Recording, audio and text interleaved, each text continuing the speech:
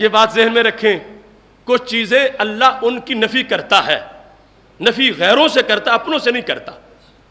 اب دیکھ لو، عزت کی رب نے نفی کی، کیا کہا؟ ان العزت للہ جمیعا، عزت ساری کس کی ہے؟ سارے بولو، عزت کس کی ہے؟ 3-4 مرتبہ قرآن میں آیا عزت کس کی ہے؟ اب تم میں سے کوئی بندہ عملاً اس چیز کو مانتا ہے؟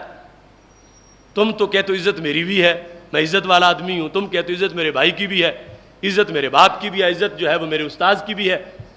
تو قرآن جو کہہ رہا ہے عزت ساری اللہ کی ہے، اس کے ہوتے ہوئے تم بھی عزت والے بنو، تو خیال کبھی نہیں آیا کہ ہم نے شرک کا ارتکاب کیا، کہ رب بھی عزت والا ہو، ہم بھی عزت والے ہوں۔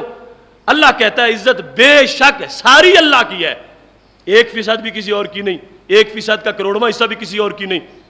تو پھر تم عزت والے کیسے بنے ہوئے ہو؟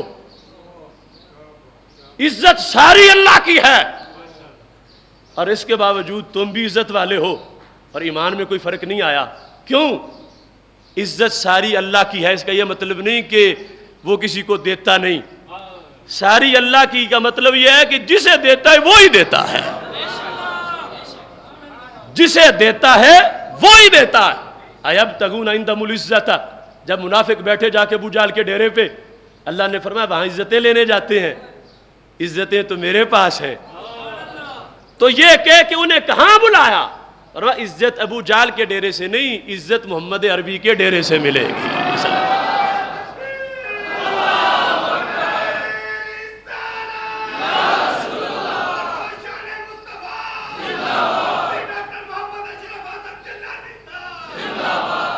اب دیکھو نا کتنی واضح نفی کی تھی، عزت ساری اللہ کی ہے، اور اس کے باوجود پتہ چلا اللہ کی بھی ہے، اللہ کے بندوں کی بھی ہے۔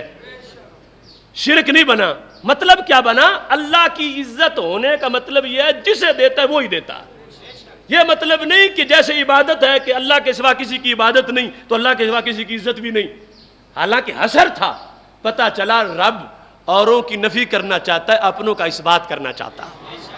ابو جہل کی نہیں، عتبہ کی نہیں، شیبہ کی نہیں، عبداللہ بن ابی بن سلول کی نہیں، للہ العزت ولرسولی وللمؤمنین، اللہ کی بھی ہے، اللہ کے رسول علیہ السلام کی بھی ہے، حضرت صدیق اکبر کی بھی ہے، حضرت فاروق اعظم کی بھی ہے، حضرت عثمان غنی کی بھی ہے، حضرت مولا علی کی بھی ہے رضی اللہ تعالیٰ عنہم۔ تو قرآن پڑھنے کا ایک سلیقہ ہے جس سے پتہ چلتا ہے کہ رب ذوالجلال گفتگو کیسے فرماتا ہے۔ اب یہاں 3 بار کہا ساری اللہ کی ہے، تو یہ مطلب نہیں تھا کہ میرے نبی کی نہیں، یا کسی بندے کے والدین کی نہیں فرمایا دشمنوں کی نہیں، اور جو میرے ہیں میں نے خود ان کو عزتیں دی ہیں کہ آگے عزت بانٹ بھی سکتے ہیں۔